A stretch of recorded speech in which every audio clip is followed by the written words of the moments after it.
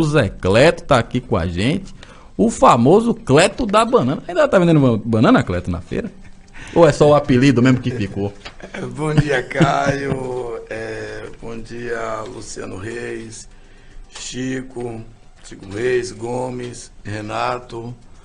Bom dia a todos os seus ouvintes, que eu não tenho dúvida que são milhares e milhares de pessoas que neste momento estão sintonizados na Rádio 100.5 no programa Primeira Mão. Sim, Caio, ainda temos o comércio aqui na Central de Abastecimento vendendo banana. Só vou parar de vender banana quando sair dessa vida para outra. Olha, Cleto, foi bom você vir aqui. Eu quero ter o prazer de lhe parabenizar pela forma como está sendo divulgada os trabalhos da Câmara Municipal de Alagoinhas. Eu até comentava aqui em off, né, a transmissão no YouTube. Porque era uma reclamação, inclusive trocou-se de horário também da sessão da Câmara, né? Porque o povo realmente, para comparecer à tarde, num dia de semana, terça e quinta, é complicado, o pessoal trabalha. Ainda mais agora, né, com essa crise pandêmica, o pessoal tem que ir às ruas mesmo para ganhar o pão de cada dia. E agora com essa transmissão no YouTube, no Facebook e no Instagram, são as 3 plataformas, você consegue acompanhar os trabalhos da Câmara em casa. Eu, por exemplo, né, com essa questão de isolamento, estou lá em casa, estou digitando, escrevendo minhas matérias, estou lá ouvindo a sessão da Câmara. Se eu não puder assistir naquele momento, acompanhar, depois, né, a horário que você quiser, está lá gravado no YouTube, está lá no Facebook, você acompanha. Então, parabéns mesmo para você pela sua condução nesse sentido, né, de dar transparência. Mas aqui, rapaz, eu estou vendo um bocado de realizações que você já fez em quantos meses de mandato? 8? 8 meses. 8 meses. Completando 8 meses. 8 meses de mandato à frente, né, da Câmara Municipal de Alagoinhas. Né, tivemos audiências públicas, né, que é a construção do Plano Municipal de Políticas Públicas para Mulheres e Fortalecimento, que é uma situação nessa participação da bancada feminina, né, Cleto? Está forte lá na Câmara, tem se destacado. Né? Como é que é essa convivência? Teve inclusive uma polêmica aí com o jornal Tribuna. Na verdade foi o site da Tribuna da Bahia, que publicou aí uma matéria, né, dizendo que as vereadoras criticaram os vereadores aqui de Alagoinhas por uma questão de como misoginia, que desfaziam das vereadoras, não davam atenção. Mas na verdade foi uma matéria equivocada, né? Não houve isso. As vereadoras elas se pronunciaram que não houve. Na verdade, a bancada feminina, que é 1/4 do nosso colegiado, tem feito um grande trabalho, tem tido o total apoio da presidência, não tão somente a bancada feminina, mas todo e qualquer vereador no exercício de suas funções. A gente tem procurado dar toda a estrutura necessária para desenvolver os seus trabalhos. É claro que, nesse quesito, a bancada feminina tem saído na frente, tem movimentado muito a Casa Legislativa. Por exemplo, na quarta-feira, meu Deus do céu, foi o dia todo de atividades, audiência pública, Feira do Empreendedorismo Mulher. Ontem já estávamos ali com as 4 vereadoras no estacionamento da prefeitura. Passei por lá, ou seja, elas têm movimentado, têm feito dos seus mandatos um instrumento de fato que possa estar fazendo com que o benefício chegue à nossa população, com transparência, mostrando para a população a real função do vereador, da vereadora. Então, tem sido muito importante. Eu confesso que tenho muito gostado do posicionamento da bancada feminina. A unidade que elas têm tido são diversas, diferentes, porém com uma unidade muito importante. O mês de janeiro, né, que foi o mês de combate à violência contra a mulher, e elas fizeram em todo esse mês a discussão, na verdade, em defesa da mulher. E a Câmara, eu tenho percebido que não tão somente elas, mas no seu contexto geral, da sua coletividade, os homens também têm se colocado nessa defesa, até porque não é nada mais, nada menos do que a obrigação de cada um de nós. Na verdade, um desafio. Inclusive, eu tô vendo aqui que teve algumas audiências ao longo do tempo e agora está tendo uma modificação com relação à ocupação do plenário, né? Agora aumentou para 100 pessoas, né? Com essa diminuição né, da Covid. Sim, sim. Então é permitido até 100 pessoas? Até 100 pessoas. Agora, como é feita essa questão das 100 pessoas? É quem chegar vai entrando ou tira ali uma parte que é dos assessores e tal? Como é que... É 100 pessoas no seu contexto geral. Completou as 100 pessoas, nós temos sempre alguém, geralmente a gente utiliza até uma fichinha para, né, de uma 100, aí quando fechou, aí a pessoa que está lá na portaria explica a pessoa, já tem 100 pessoas, só se sair alguém para estarmos cumprindo o decreto e não ultrapassar, claro. Até para que se use o distanciamento no plenário, nós temos cerca de 300 cadeiras, né, lá nas galerias, então a gente sempre tem alguém lá orientando, mas geralmente só para dar um quantitativo desse, só quando tem alguma atividade. Ao contrário, for uma sessão ordinária, normal, a gente não tem esse público não. Geralmente é 20, 30 pessoas, por isso da necessidade que tínhamos de uma plataforma de transmissão com uma certa qualidade, como nós temos tido, para que as pessoas possam acompanhar de onde estiverem, pois eu volto a repetir o que já disse aqui nesta bancada, nossa intenção na condição de gestor da Casa Legislativa é aproximar a população da casa e a casa da população. E mesmo no momento de pandemia, nós conseguimos fazer isso. De que forma? O povo saindo de suas casas para ir para lá? Não, até porque teve um momento que foi restrito, isso não podia. Mas dando uma condição na transmissão para que as pessoas pudessem estar acompanhando. E hoje a gente percebe que a cada fala de qualquer vereador, qualquer pessoa pode ali baixar e estar utilizando aquela fala, é público, tem uma qualidade muito boa.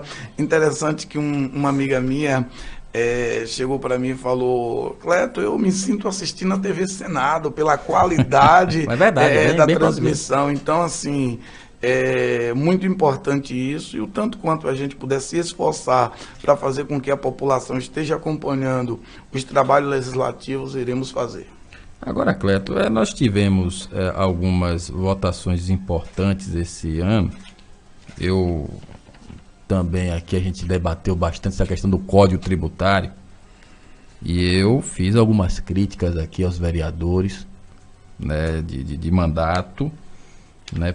Na minha opinião, houve uma falta de discussão mais aprofundada, né? E eu questionei, inclusive, aí a presidência, foi bom você vir aqui, pelo fato de não ter sido contratado uma consultoria da própria Casa Legislativa para se fazer uma visão mais aprofundada, uma visão da Câmara, melhor dizendo, da Câmara Municipal sobre o assunto. A gente teve recentemente o fato aí do pedido de impeachment do presidente da República. O Rodrigo Pacheco, né, utilizou a assessoria jurídica da casa para poder fazer um parecer e fundamentar a sua rejeição.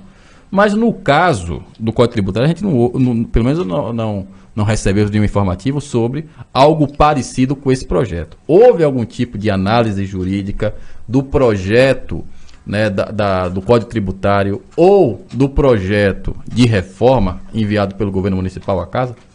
Caio, como é do saber de todos, e vocês aqui discutiram isso de forma exaustiva durante o tempo que estava fazendo essa discussão, até chegar o momento de votação, de algo que seria para estar sendo reparado, pois já tinha sido votado lá no final da legislatura passada de 2020, e aí, quando veio se aplicar o novo código, houve aquele, né, onde as pessoas se manifestaram, a população, e o que a casa, a assessoria jurídica da casa, ela é para dizer se há constitucionalidade ou não no processo, para que ele possa tramitar junto com a Comissão de Constituição e Justiça, que é auxiliada, ou deve ser auxiliada, pelos procuradores da Câmara. E isso, a constitucionalidade no processo não poderia deixar de ser tramitado. Nesse sentido, seria uma consultoria para estar estudando ponto a ponto do projeto. Não, mas aí são duas análises até, porque nós tivemos aqui juristas, inclusive, que trataram a matéria como inconstitucional. Inclusive, existem 2 pedidos já de inconstitucionalidade na mão da Procuradoria-Geral do Estado, né, a ser apreciado, até porque instituições municipais não podem requerer uma inconstitucionalidade de uma lei desse porte, né? Mas já existe. Houve parecer dentro da Câmara com relação a isso, a questão da constitucionalidade? Sim, se ele tramitou na Comissão de Constituição e Justiça e foi dado seu parecer, a constitucionalidade. Essa área jurídica aí, ela é muito... o senhor que é da área do direito, né, sabe muito bem disso. Talvez o mesmo artigo que prenda é o mesmo artigo que possa soltar. Relativa. Então, isso é muito relativo na questão da área jurídica, no campo jurídico. Uma coisa é certa. A mesa diretora, a presidência, ela nunca se furtou do debate e foi dado o direito a todos discutir de forma exaustiva, cumprir todos os prazos, fui em todos os programas que fui convidado e falando qual seria a real função ali da mesa diretora e eu cumpri aí a decisão. Mas com relação à consultoria, Cleto, por que não foi contratado? Não foi contratado. Eu falo isso até um paralelo, por exemplo, a CPI do SAAI, que você, inclusive, era vereador na época. Sim. E fui membro da comissão. Da comissão. Foi contratado na consultoria até para auxiliar os trabalhos da comissão. Foi. Nesse caso, por que não foi contratado na consultoria? O Caio, eu posso dizer para você que naquele momento eu não achei pertinente esta contratação, uma vez que o código já teria sido aprovado lá, mesmo tendo reconhecido posteriormente os erros, pois ele foi chegou e foi muito rápido a sua votação, como todos sabem que não houve o tempo para a discussão, mas voltando a discutir alguns pontos que eram os mais polêmicos, foi discutido, alguns inclusive no novo PL, posso assim dizer, de emenda, sim, já foram reparados, e outros que serão, não parou ainda, inclusive na sessão atrasada foi discutido isso e eu, nas considerações finais, havia dito que iria cobrar da secretária de Fazenda, pois houve o compromisso de posteriormente a esses pontos que tinham mudado, me parece que os primeiros 5 pontos, voltaria a discutir e outros seriam mudados e nós não iremos abrir mão que sejam mudados, até porque eu vinha escutando, quando saí de casa do seu programa, e estava falando das relações de poderes, né? Sim, da questão da independência, um ouvinte me parece que falou, da independência, da harmonia, porém, da independência dos poderes, e a gente tem se esforçado o máximo possível para poder conduzir a questão do colegiado nas bancadas, cada um com as suas posições, mas na questão também da relação de poder entre legislativo e executivo. Temos procurado da melhor forma possível, a maior harmonia necessária, mas a independência entre eles, ela é latente, todos irão ver esta independência de poderes. Então, eu tenho um colega vereador que ele sempre diz, presidente, não vamos deixar com que isso aqui vire um puxadinho do executivo. E isso não vai haver. E olhe que todos sabem, a minha relação com o prefeito, no mandato passado, a forma a qual, de forma muito afínqua, eu defendia o governo, mas hoje eu me encontro em uma posição do governo, totalmente diferente e tenho procurado fazer jus da posição a qual os meus colegas me confiaram. Então, é diferente e não tenho. Por exemplo, você há pouco instante aí, por certo, irá me perguntar acerca do empréstimo. Estou muito tranquilo para discutir em qualquer lugar esta situação. A posição da presidência, da mesa diretora, de como irá se comportar em meio a essa discussão. Não, realmente, a minha única dúvida com relação ao processo legislativo, com relação ao empréstimo, é se foi votada a urgência urgentíssima ou se vai passar pelas comissões para apreciação do projeto. Pronto, e aí eu já lhe respondo, Caio, eu não seria irresponsável se esse projeto ele viesse com um pedido de urgência urgentíssima, nem lido ele seria. Nem lido seria. Até porque não vejo esta necessidade, desta urgência urgentíssima para você protocolar um projeto de 50 milhões de reais, pois o valor fechado é 49 milhões e 900 mil reais e a gente não pode aceitar urgência urgentíssima em uma matéria desta natureza. Então nós temos o tempo de 60 dias, que é de acordo com o nosso regimento. O regimento fala de termos no mínimo 2 audiências públicas. Inclusive ontem eu já percebi os vereadores circulando com um requerimento de audiência pública, pegando assinaturas, e me parece que quase na sua totalidade assinaram, e tenho certeza que aqueles que não assinaram ainda irão assinar para que haja essas audiências públicas. Daremos o direito de pé de igualdade, tanto lá daqueles que fazem parte da base governista, tanto daqueles que são oposição, e aí todos irão fazer a discussão necessária exaustivamente. Pode ter certeza que 1 minuto antes do prazo regimental de se cumprir os prazos, esta matéria não será colocada em plenária. Pode ter certeza. A gente fica tranquilo com relação a isso, né? Ter a discussão. Sim, isso é um compromisso do presidente da Câmara, o Cleto da Banana, de não colocar, e vai se discutir o tanto quanto for necessário. Ele só vai à plenária para ser para votação quando toda a discussão for feita. Luciano? Aproveitar e parabenizar o presidente da Câmara Municipal de Alagoinhas, José Cleto, parabenizar pelos investimentos na Casa Legislativa com relação à segurança, não só dos edis, como também, né, os servidores da casa. A gente chega a ver uma modernização, principalmente as catracas, cara. Foi importante. Agora tem catraca lá? Eu tive lá na Foi Câmara. Importante esse investimento, né? É bom para controle de entrada. Mas a pergunta é porque nós temos contato diário com trabalhadores, Caio, de Alagoinhas, e recebemos informações de que houve uma reunião na última segunda-feira. Essa reunião foi, inclusive, articulada pelo vereador presidente da Câmara Municipal de Alagoinhas, José Cleto, com a direção da empresa Torque Via, após o vereador José Cleto, né, ser procurado por representantes, né, de associações de trabalhadores desempregados. Houve essa reunião, né, direção da empresa Torque Via e o vereador presidente da Câmara de Alagoinhas, José Cleto. A nossa pergunta é: qual o objetivo dessa reunião, José Cleto? Primeiro, falar um breve comentário acerca da segurança da casa, quando você se refere aos vereadores, aos funcionários e a todos que, porventura, possam ir à Casa Legislativa. Eu, que estou no 4º mandato, e quando passamos a ter gabinete ali na Câmara, volta e meia você era surpreendido por alguém no seu gabinete que abria a porta e adentrava, e que você não era avisado, não sabia quem era, e de repente, se alguém quisesse adentrar para mal intencionado, chegaria. Então, com isso, a gente se preocupou a partir do momento que tivemos a oportunidade de estar fazendo a gestão da casa, e aí, com uma visão de dar segurança, que nós fizemos o processo, compramos, já instalamos lá, e hoje, né, para alguém chegar, tem que chegar na recepção, se identificar, fazer todo aquele protocolo de cadastramento e tal. Então, nós temos lá funcionários nas catracas também para estar orientando após a pessoa passar a seguir qual é o gabinete, vereador ser avisado, tal, interfonar, tá esperando alguém, vai receber, tem alguém aqui querendo. Então, assim, isso é segurança, mas a gente pretende ainda melhorar mais ainda na questão do plenário, o acesso ao plenário, onde acontecem as sessões.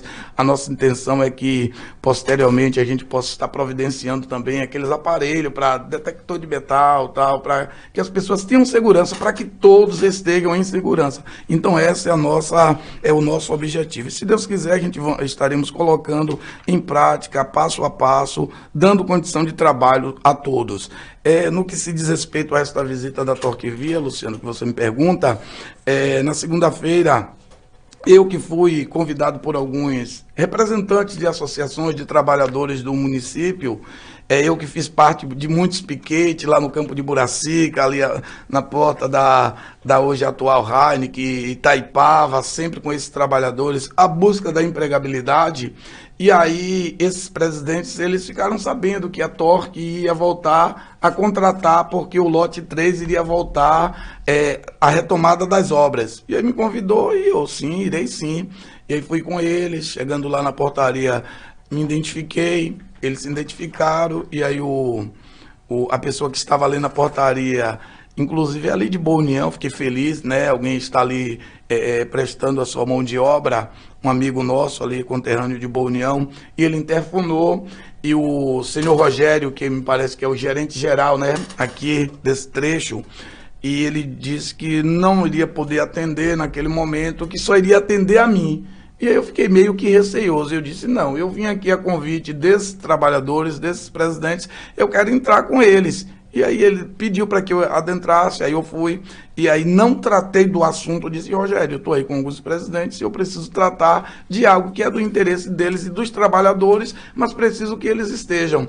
E ele falou, de acordo com algumas comorbidades que ele tinha, que foi orientado pelo o médico a não estar recebendo um quantitativo de pessoas, aí eu implorei para ele que pelo menos 1 ou 2 pudesse adentrar. E ele permitiu que 1. E aí foi o nosso amigo Gildinho, né, Gildo Santos, me parece, e aí o Gildo tratou da situação com ele, junto comigo, e aí o Rogério pôde estar explicando que o lote 3 não havia retomado, pois o que estava acontecendo é a obra aqui em Conceição do Jacuípe, daquele trecho, e por o canteiro de obra ser aqui, as contratações, as pessoas para a obra de lá, do lote de lá, tem sido contratado aqui, do canteiro daqui. Então, tranquilizou a todos eles, aos trabalhadores, que quando fosse retomada as obras do lote 3, no que se diz respeito aqui, geograficamente, ao trecho de Alagoinhas, seria contratados funcionários de Alagoinhas.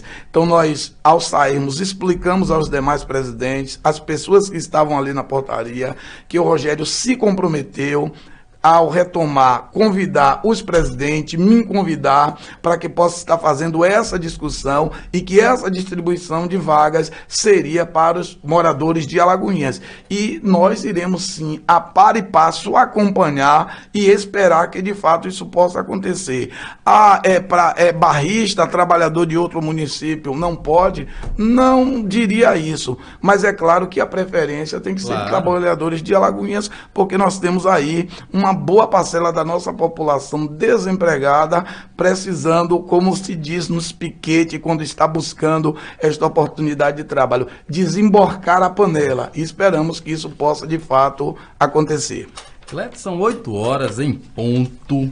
Conversa tá boa, mas eu vou ter que me despedir de você. Aliás, o programa está chegando ao fim, mas eu deixo à vontade aí para que você possa fazer suas considerações finais aí nessa entrevista. Vontade de voltar outra vez, de chegar mais cedo, de poder falar aqui nesses microfones que tem uma grande audiência. O presidente cochilou. Oi? Cochilou. Na verdade, perdi o horário sim, aí eu falei, vixe, atrasado e vinha 1000 por hora, mas graças a Deus chegamos, mas teremos sim a oportunidade, claro. Estou à disposição, agradecer a Luciano, a você, a Chico, a Gomes, a Renato, a todos que fazem parte desse veículo de comunicação, eu que sou muito respeitador da imprensa, eu que gosto, ainda que tenha um momento que seja algo na direção da crítica, na direção do contraditório, a gente precisa respeitar a imprensa, entendendo que é um instrumento de grande valia da informação da população. Claro que tem pessoas que utilizam dos meios de comunicação para fazer a revelia como melhor lhe entender. Mas aqui eu posso garantir que aqui o trabalho tem sido feito muito sério e estamos à disposição. Agradeço em nome da Câmara de Vereadores, também agradeço em meu nome a oportunidade de poder falar aqui e ao nosso povo, né, querido, que tanto sofre, que precisa das ações da imprensa, das ações do Legislativo, das ações do Executivo, para que possa estar mudando a qualidade de vida do nosso povo. No mais, é um abraço e um bom final de semana a todos. Obrigado, Cleto. Conversamos com o presidente da Câmara Municipal de Alagoinhas, José Cleto.